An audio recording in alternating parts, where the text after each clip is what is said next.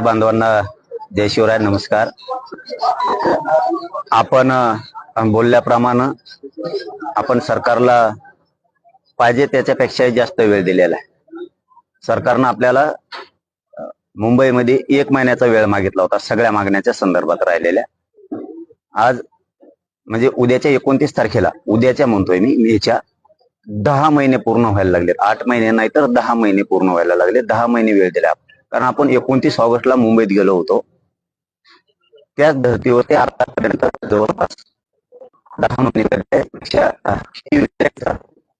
मला एक गोष्ट कळत नाहीये की जाणून बुजून गोरगरीब मराठ्यांच्याच लेकरांवरती का अन्याय केला जातो. म्हणून मी आता खूप कठोर भूमिकेवरती आलोय. मला ते नाविलाज आहे, त्या पद्धतीचा निर्णय घ्यावा लागतोय.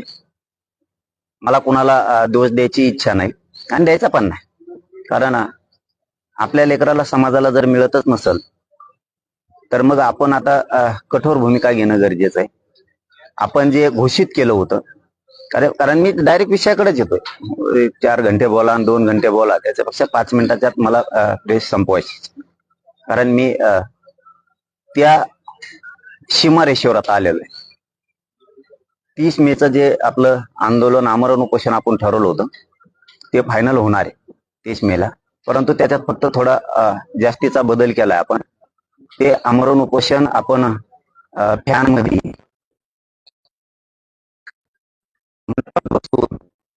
आपण ते काय आणखीन सुविधा करून करत होतो ना. समजा सगळे तसंच करतात, मीच नाही तर सगळे तसं करतात. मला अंतिम टोकाचं आणि कठोर आमरण उपोषण करायचंय. रखरखत्या उन्हात मी हे उपोषण बास टाकून करणार आहे. ना कुठलं पाणी, ना कुठलं जेवण, ना पायात चप्पल घालणार आहे, काय करणार. माझ्या शरीरात प्रचंड वेदना आहेत. या जीवाला मी तरसायचं तरी किती दिवस. त्यामुळं जे होईल ते होईल. तरी देवेंद्र फडणवीसांमुळे गेला, सरकारमुळे गेला. कितीही जीवाची लाहीलाही झाली तरी हरकत नाहीये, कारण माझ्या समाजाच्या लेकरांच्याच आयुष्याचा उन्हाळा झालाय. तर आपण आपली का कदर करायची. ते उन्हात कुठेही होईल, ते जंगलात होईल, रानात होईल, ते कुठेही होईल, परंतु ते खूप कडक आणि त्या रखरखत्या उन्हात ते आमरण उपोषण होणार आहे. आणि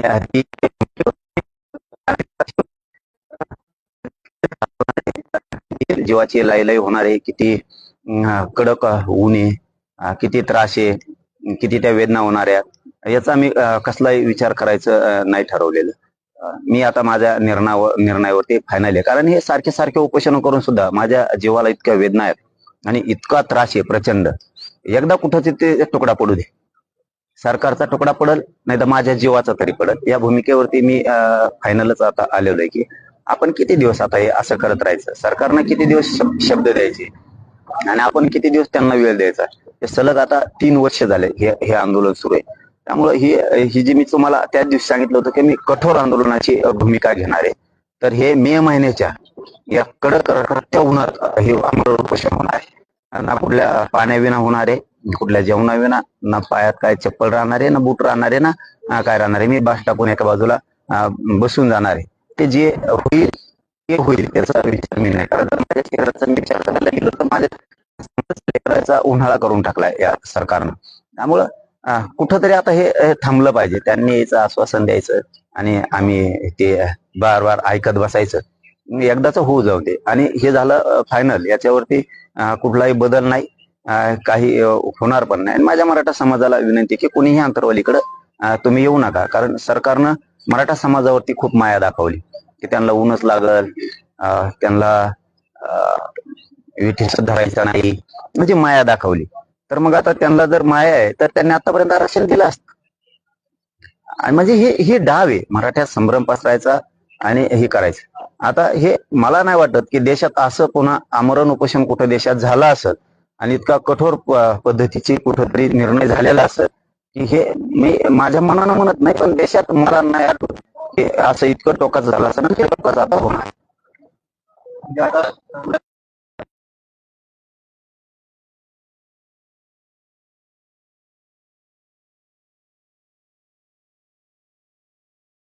होणार लय झालं तर फक्त म्हणजे हे पण म्हणायला नाही पाहिजे. मी पण म्हणतो लय झालं तर फक्त पत्रकारांपुरती एखादी पट्टी राहिली तर राहील, सावली म्हणून. सावली नाही, मंडप नाही, काही नाही. हा असंच जाऊन बसणार आहे मी 30 तारखेला. मेलो तर मेलो.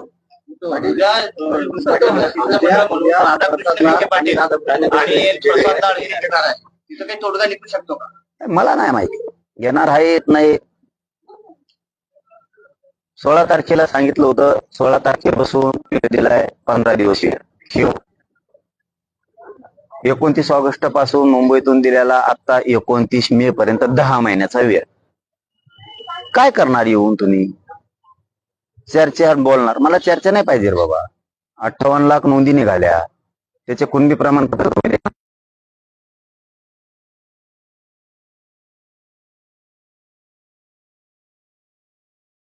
गॅझेटियरचा तुम्ही जे आर काढलाय ते प्रमाणपत्र देणार आहेत का? त्याच्या व्हॅलिडिटी तुम्ही देणार आहेत? तुम्ही आरक्षण देताय म्हणजे नेमकं काय करताय? मराठ्यांची मतं मात्र तुम्हाला लागते आणि मराठ्यांच्या लेकराला मात्र आरक्षण दिलं जात नाही. ही दुट्टपी भूमिका कोणची? तुम्हीच आमच्यावरती हल्ले करायचे आणि तुम्हीच आमच्यावरती 307 गुन्हे दाखल करायचे. म्हणजे राज्यातले गुन्हे सुद्धा मागे घ्यायचे नाहीत. सामूहिक कट रचून तुमचे पोलीस येणार आणि आमच्यावर हल्ला करणार. त्यांच्यावरती 120 पोलिसांवरती लागून त्यांच्यावरती 307 व्हायला पाहिजे. आमचे क्रॉस घेतल्या जात नव्हते. राज्यभर हे खोटे दाखल केलेले गुन्हे. तुम्ही सातारा संस्थांचा जे आर काढू शकत नाहीये. 1 महिन्याचा वेळ मागितला, 10 महिने झाले. अरे बलिदान गेलेल्या तुम्हाला मराठीची एवढी माया आहे, तुम्ही सांगता की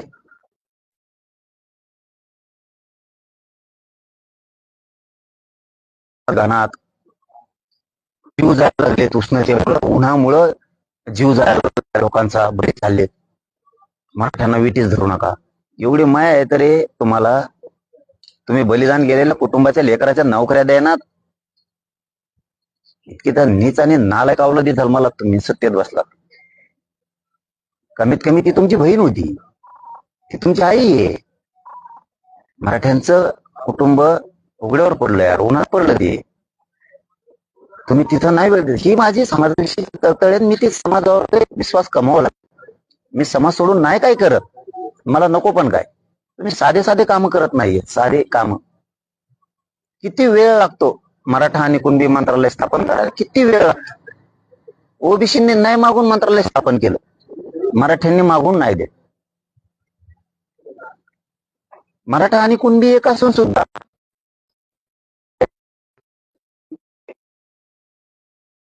3 वर्षांमध्ये मराठवाड्यात 3 लाखापेक्षा अधिक कुणबी प्रमाणपत्राचे वाटप.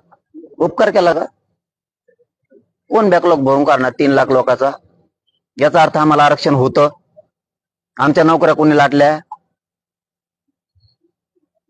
1967 पासून आतापर्यंत 50-60 वर्षात आमचं वाटोळं सरकारनं काय केलं? ते 5 लाख निघू तुमच्या म्हणण्यानुसार मराठवाड्यात कुणबी प्रमाणपत्र, किंवा 1000 निघले ना, याचा अर्थ आम्ही आरक्षणात होतो ना. आमचा बॅकलॉग कोण भरून काढणार? आमचं नुकसान आता 5 का आमच्या जागा हडविल्या? आम्ही कुणबी आणि मराठा हा एकच आहे, हे वारंवार सांगितलं गेलंय, पण हे करतच नाहीयेत ना. त्यामुळे आपण हे बघा, मी 2 मिनिटात तुम्हाला सांगितलं होतं की मी 10:30 आला असंच फायनल करून टाकणार आहे माझा विषय. मला आता ना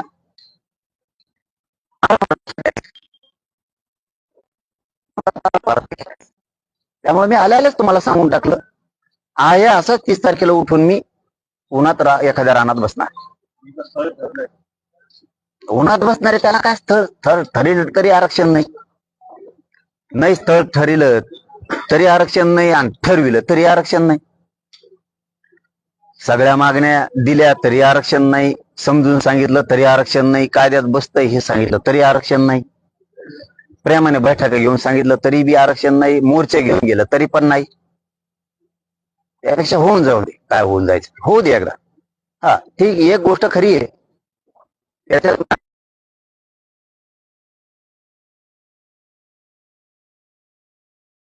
तुम्ही एवढ्या रखरखत्या उन्हात आता जीवाची लाईलाई होणार आहे त्याच्यात. ते माशासारखं तरफडून मेल्यासारखा प्रकार आहे आता येऊ. त्यांना वाईट वाटेल, पण माझा नाविलाज आहे.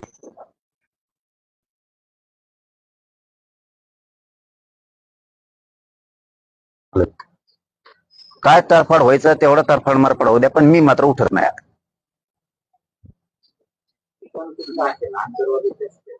अंतरवाली अंतरवाली अंतरवाली बाहेर नाही. प्रसाद झाल्यानंतर तुम्हाला कोणी सरकारकडून कोणी संपर्क केलेला आहे का? तुमचा संवाद झालाय? केलाय, पण बोलून करता काय दादा? रिझल्ट काय? कृती काय केली तुम्ही? काय केलं तुम्ही?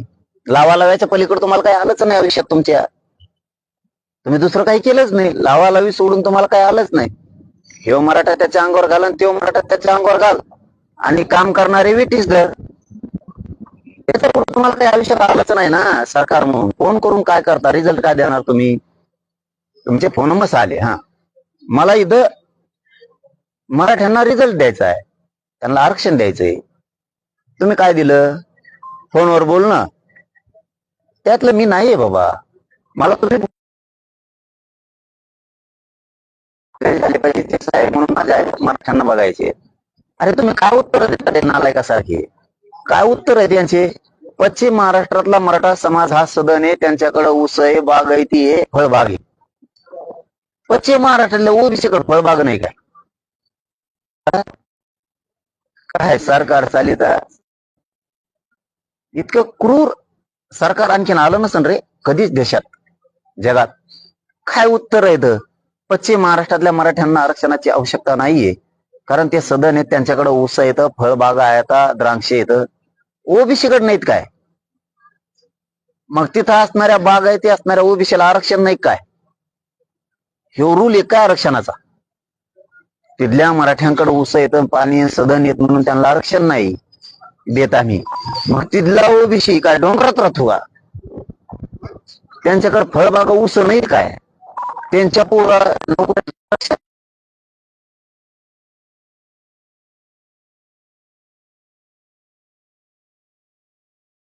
मराठवाडा, आम्हाला पाणी नाही, आरक्षण बी नाही. काय चूक केली राव आम्ही? अखंड महाराष्ट्राची एकजूट राहावा म्हणून मराठवाड्याला आरक्षण असून सुद्धा मराठवाडा आरक्षण सोडून अखंड महाराष्ट्र सामील झाला. अरे नागपूरला तरी पश्चिम महाराष्ट्रात यांनी नागपूर करार केला. अरे आम्ही एवढा विश्वास टाकला या महाराष्ट्रावरती, या महाराष्ट्राच्या सरकारवरती, की विनाट आम्ही तुमच्याकडे आलो. कारण कुठं आपली एकजूट दिसावं, आपण अखंडपणा आपल्याला दिसला पाहिजे. तरी तुम्ही आम्हाला आरक्षण असून सुद्धा देत नाहीत. तुम्हाला लढाई खेटायचंच ना, त्याला विलाजच नाही. खेटू आपण 30 तारखेपासून खेटू. किती खेटायचं तुम्हाला? यांना लावा लावायच्या पलीकडे काय नाही आलं बघा. यांच्या क्षमता नाही गोरगरिबांचे प्रश्न सोडवायचे. जे सोडतायत ते मराठीकडे गेले नाही पाहिजे म्हणून त्या मंत्र्यांना टार्गेट केलं जातं.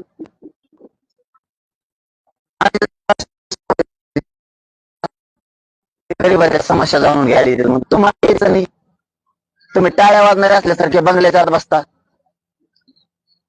तुम्हाला बाहेर यायचं नाही. तुम्हाला गोरगरिबाच्या शेतकऱ्याचे प्रश्न सोडायचे नाही. डिझेलचा एवढा उद्रेक चाललाय, तुम्हाला पंपावर येऊन बघायचं नाही का हाल चालले. कुणाचं घर जळालं, त्याच्यात माणूस जळाला, दवाखान्यात जाऊन तुम्हाला त्याला बघायचं नाही. एखादं पेशंट आजारी पडलं, अपघात असला, त्याचं ऑपरेशन असलं, तुमचा मुख्यमंत्री सहायता निधी लवकर लोकांना येत सुद्धा नाही.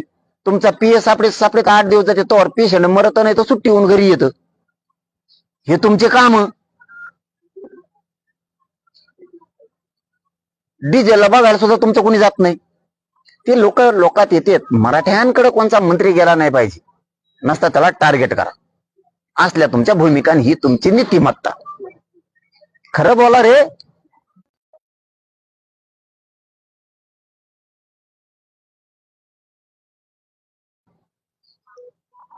पण जरांगे पाटलांना फक्त आवडत्याच मंत्र्यांना भेटायचं का? देवेंद्र फडणवीस साहेबाला भेटायचं नाही का? काढा बाईट त्यांची 16 तारखेची, की यांची बाईट. मग शब्द काय गेला माझ्या गरीब मराठ्यात? देवेंद्र फडणवीस साहेब 100% आरक्षण देतील. आम्हाला बोलवा ना. मंत्र्यांना भेटायचं तुमच्या. संभ्रम मराठा समाजाचा असा घालून दिला, त्यांना आरक्षण द्यायला तयार आहेत, पण जरांगे पाटील आम्हाला बोलवीत नाही. मराठ्यांनाही वाटलं असतं ते देत तर का बोलवीत नाही. 17 तारखेला तुमच्या मीडियाच्या बांधवाला सांगितलं ये बाबा दे ना आता. मला वाटतं याच्यातून किमान प्रसाद लाड साहेबांचे डोळे उघडतील असं मला वाटतं. मला त्यांना टार्गेट करायचं नाही, त्यांना दोष द्यायचा नाही, कारण त्यांनी सांगितलं की मी मराठा.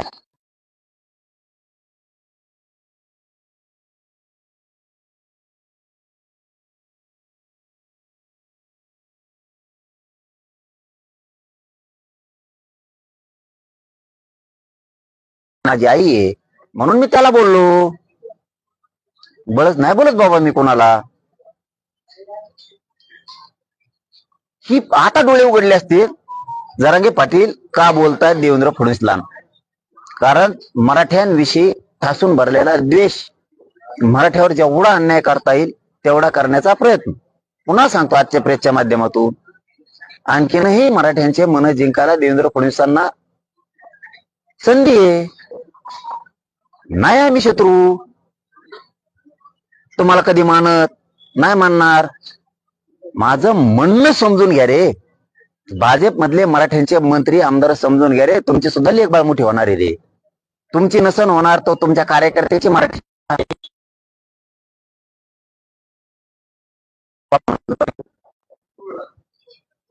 एवढं जरी झालं, लाडांना एवढं जरी कळालं आपलाच माणूस दोषी आहे, मनातली मनात म्हणतो मी, तरी खूप झालं.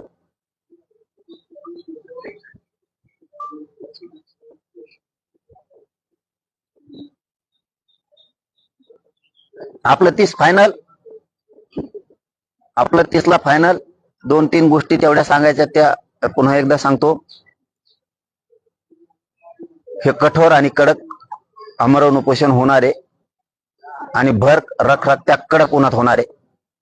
मी बास टाकून तिथं बसून जाणार आहे उठलो असाच. मग तो उष्ण घाताचा बळी जाऊ किंवा तिकडं ते काय जीव होईल ते होईल, लाई लाई जीवाची होईल, तरफड मरफड होईल, शरीराची आग होईल, मी तिथं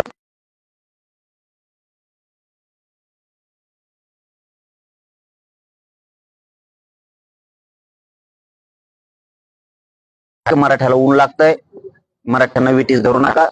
माझी विनंती आहे, मराठा समाजाने अंतरावलीत येऊ नका. सगळ्यांनी सरकार काळजी करतंय आणि तुम्हालाही दिसलंय करतंय का नाही करत सरकार काळजी. कुणीही राज्यात, तिसरा मुद्दा, कुणीही राज्यात उद्रेक धिंगाणा करायचा नाही. सगळ्यांनी शांततेत, मी तुमच्या समाजाच्या लेकरा बाळाच्या कल्याणासाठी मी मरायला तयार आहे, कारण माझा सुद्धा जीव लय दिवसाचा तर फोडतोय. कारण माझ्या शरीरात ह्या उपोषण केल्यामुळे इतक्या काय वेदना आहेत की त्या सांगूनच पूर्ण होत नसत्यात. चालायला त्रास, पोटात आग होती हमेशाच, अंग थरथर कापतं, शरीरात चावल्यासारखे प्रकार होते अनेक, त्याच्यामुळं शरीरात खूपच वेदना आहेत. त्यामुळे मला हे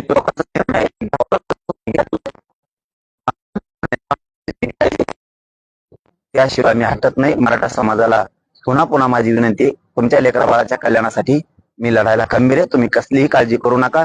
मलाही मानणारा खूप मोठा वर्ग आहे, अंतरवालीकडे पळणार आहे हे मला माहिती आहे. तरी माझं म्हणणं आहे, जर तुम्हाला यायचं असेल तर छत्री फित्री घेऊन येत जा. पण माझं स्पष्ट आव्हान आहे सगळ्याला की एकाही मराठा समाजानं राज्यातल्या अंतरवालीत येऊ नये. तुमच्या लेकरा बाळाचं कल्याण करण्यासाठी मी खंबीर आहे, समर्थ आहे. मी वेळेप्रसंगी माझा प्राण सुद्धा टेकायला तयार आहे, पण तुमच्या लेकरा बाळाचं वाटोळं होऊ देणार नाही. मराठ्यांची शान प्रतिष्ठा त्याला कुठेही डाग लागू देणार नाही. तुम्हाला खाली मान घालून चालावं लागल असं मी कधीही पाऊल उचलणार नाही. तुमच्या लेकरा बाळासाठी मी जीव ह्यो अर्पण करायला तयार आहे, जीव द्यायला सुद्धा तयार आहे.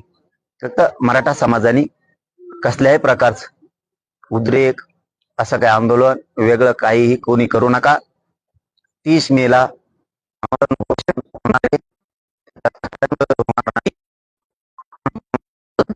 माझ्या मराठा समाजाला दम निघणार नाहीये हे मला चांगलं माहिती आहे. साधं उपोषण करायचं म्हणलं तरी मराठा समाज खूप टेन्शन मध्ये येतो.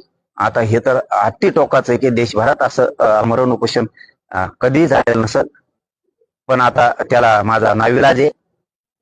त्यामुळे ही मराठा समाजाला सांगणं माझं होतं. आणि ते मराठा समाजाने पाळावं.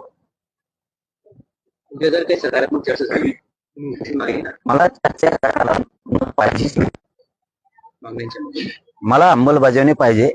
सातारा संस्थांचा GR का निघत नाही, केसेस का मागं होत नाहीत, आणि जर अडचण येत असत्या हैदराबाद गॅझेटेडचे प्रमाणपत्र वाटायला 1990 1994च्या GR प्रमाणे तुम्ही याही GR ला का ते नियमावली लावत नाहीत, ती नियमावली लावा.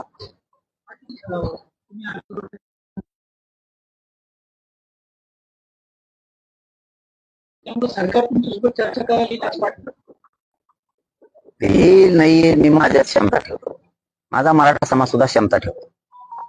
आम्ही हरवण्याची ताकद पुढच्या वेळेला ठेवतो, कारण आम्ही क्षत्रिय कुळात क्षत्रिय मराठी. गरीब मराठ्यांना आरक्षण लागतं, श्रीमंत मराठ्यांना लागतं. दोघांच्याही लेकरा बाळाचं लेकीबाळीचं कल्याण व्हावं. त्यामुळं मैदानात उतरून आम्ही हरायची क्षमता ठेवतो. आम्ही कोणी आमच्याकडे यावं म्हणून कधीही आंदोलन नाही करत, आणि आम्हाला सहजासहजी नाही देत भाऊ कोणी. आम्ही सगळ्याला द्यावं. मराठ्यांचं वगळ येऊस्तर खाते, जिकडून वगळ येऊस्तर तिकडं कोपराभूत हात भरूस्तर खाते. आम्ही पण देतो, आम्हाला द्यायच्या टायमाला विरोध होतो. आम्ही लोकांचे लेकरं सुखी समाधानी राहावेत म्हणून काय नाही दिलं, आमच्या वंशजांनी पूर्वजांनी काय नाही दिलं.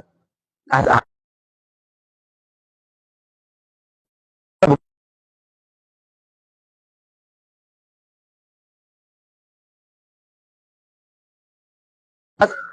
सक्षम आहेत. आम्हाला लढल्याशिवाय कधीच काय मिळत नाही.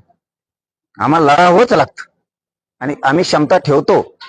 आम्ही लढण्याची क्षमता ठेवतो, संघर्ष करण्याची, रान करायची क्षमता आम्ही ठेवतो, आणि जिंकून सुद्धा दाखवतो. आमच्यात तेवढी कुवत आहे. आम्ही लोकांच्या उरलेल्या पिठावर जगणारे अवलादी आमच्या नाहीये. आम्ही साम्राज्य स्वतः उभा करणारे आमच्या अवलादी. आम्ही लढून कष्ट करून मिळवणारे लोक आहेत, आणि आम्ही ते मिळवू. हो, आतापर्यंत मिळवलंय आम्ही. 58 लाख नोंदी मिळवल्यात, GR मिळवलेत, राहिलेलं आहे आम्ही मिळू. पण हे मात्र खरं आहे, ज्या ज्यावेळेस माझ्या समाजाकडे होतं त्या त्यावेळेस माझ्या समाज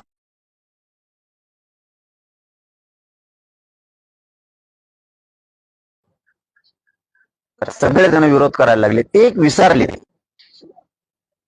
आम्ही देणारे पण आहेत, लढून मिळवणारे पण आहेत. आणखीन एक गोष्ट विसरलात तुम्ही, आम्ही एकटेच 50-55% आहेत राज्यात. आम्ही तुमचे पाठ पण पुरू शकतो, हे तुम्ही विसरलात. तुम्ही ज्या भाषा करता त्या भाषा चालवणारे आम्ही पण आहेत. हो, आहेत. आम्ही त्याच्या पुढचे आहेत. आम्ही,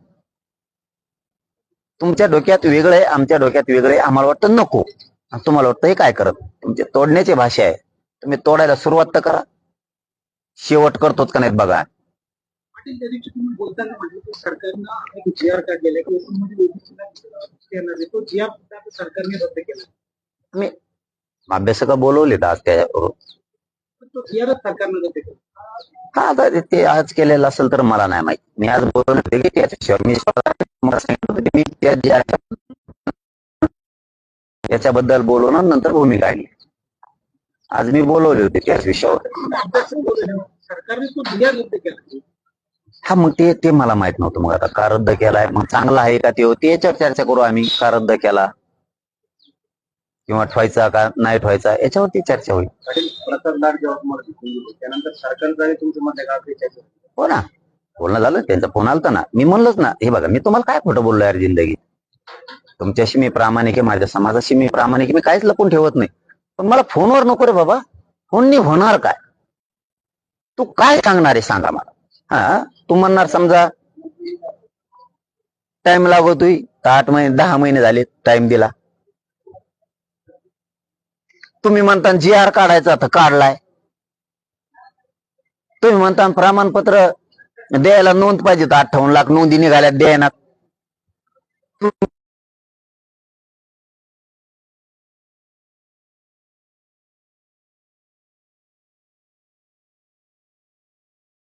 आलेले आहेत. तुमचं बोलायला काय जागा आहे?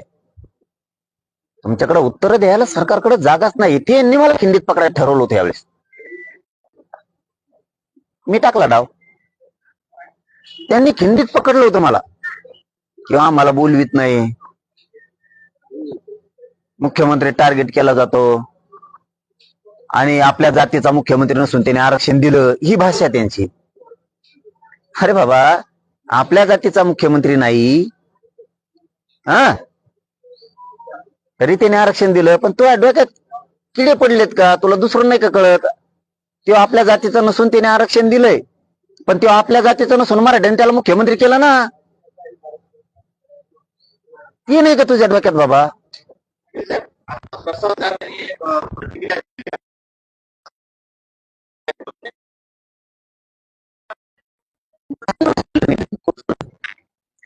मी पुन्हा पुन्हा काय सांगितलं की ते विषय मोगस संपविला.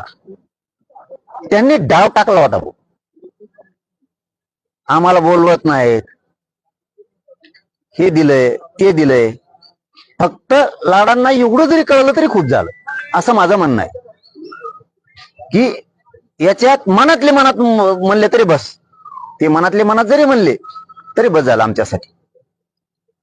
की ह्यो करतो ह्यो चुकीचं नाहीये, देणारा मात्र डाव टाकतोय. आपलाच माणूस चुकीचा आहे म्हणून हे बोलतेत.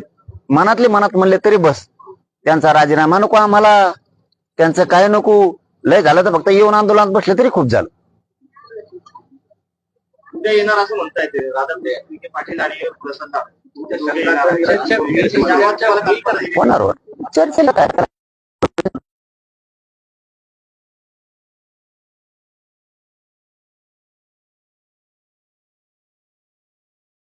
ट्रक न्यायला लागले प्रवास करतात तसे होय, प्रवास करतात म्हणले इतके दिवस लागणार, मग यायला मला वाटतं आजच निघालेत. त्यांनी बंद केलेत नाही विमान बंद केलेत, तेल मिळत नाही म्हणून. डिझेल वाचा म्हणले आमचे मोदी साहेब, आपले सगळ्यांचे मोदी साहेब. सर बंद करून टाका सगळं, इंधन वाचा, तेल वाचा. त्यामुळे मग सध्या कोणी एसटीने फिरत, कोणी त्या याच्या गाडीवर फिरत आहे, त्या लाईटवरच्या आकडे टाकायच्या गाडीवर, चार्जिंगच्या गाडीवर चालतात आकडा टाकी देत, कुठे गेले की पिन खुशी देत. बिल भरायची गरज नाही, बिल भरायला आम्हाला येतात, मराठ्याला, शेतकऱ्याला. मला वाटलं एसटी फेस्टीने यायला 2-2 दिवस लागू शकतात, मधून खराब रस्ता आहे ना, येवल्यातून यायचं असलं तर मग आणखीन खराब आहे थोडा जास्तच. त्यामुळे मला वाटलं प्रवासाला निघालेत. काय तुमचे किती डाव असले ना, मराठा समाज कळून चुकला. सरकार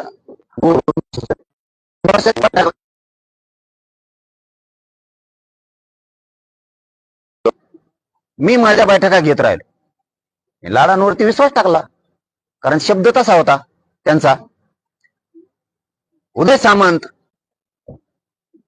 मुख्यमंत्री उपमुख्यमंत्र्यांना विचारून गेले का? यायला मित्राला विचारून जात असते का रे? आणि तुम्ही कसं म्हणले तिथं आल्या की मी त्यांना नाही विचारता आलो? मग ते काय नौकर आहेत का? काय शिंदे साहेब लोक तुमचे नौकर आहेत ते? काय तुमची माणसाचा कंट्रोल असला पाहिजे. तुमची अशी इच्छा आहे का मराठ्याकडे येऊ नये, मंत्र्यांनी समस्या जाणून घेऊ नये? भाषा बघा. उदय सामंत तिकडे गेले, मुख्यमंत्र्याला विचारलं होतं जाताना, उपमुख्यमंत्र्याला. नोकर ठेवले काय तुम्ही? ते त्यांना स्वातंत्र्य नाही का काय? आणि तुम्ही काय म्हणता इथं आल्यावर?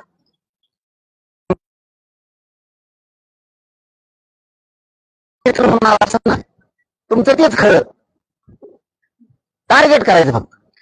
अजित दादांचे मंत्री जरांगे पाटलाकडे कसं काय गेले? तुम्हाला यायचं नाही, लोकाला यायचं नाही. तुमची गाय कवा बी ती म्हैस खाटीची मसाला दूधच देत नाही कवा बी. हे लोकांच्या समस्या जाणून घेतात, लोकात जातेत, धडधड कामं करतात, माणसावर माणसं घालतात. शरद पवाराला का बोलले नाही? हे यांचे स्वप्न. नारायण राणेला का बोलले नाही? हे यांचे स्वप्न. अशोक चव्हाणाला का बोलले नाही? हे यांचे स्वप्न. माणसावर माणसं घालायची. ते नारायण राणे तुमच्यात आले नसते, तुमचा मागं देवरा झाला असता. म्हणजे यांचं एकदा भागलं की संपलं, यांचं काम